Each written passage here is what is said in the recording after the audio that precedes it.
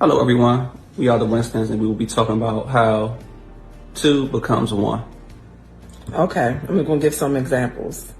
Before marriage, we thought becoming one meant liking the same music.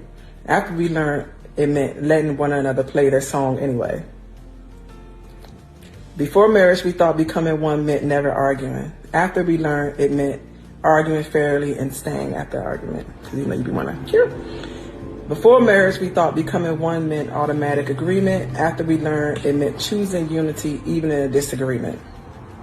Go ahead, husband. So, to me, two becoming one means getting to know each other on multiple levels, spiritually, mentally, physically, financially, emotionally, studying each other, paying attention to one another, listening to comprehend and not just to respond, how you all differ, what is their love language, what are their pet peeves. Becoming one requires a certain level of curiosity. We've been dating since 2011, and I still have things I'm finally grasping on how to best to keep the peace and to handle tough conversations. There will always be subjects that we will encounter that we won't agree on 100%, but the kingdom teaches us that unity doesn't erase differences. It teaches us to honor them.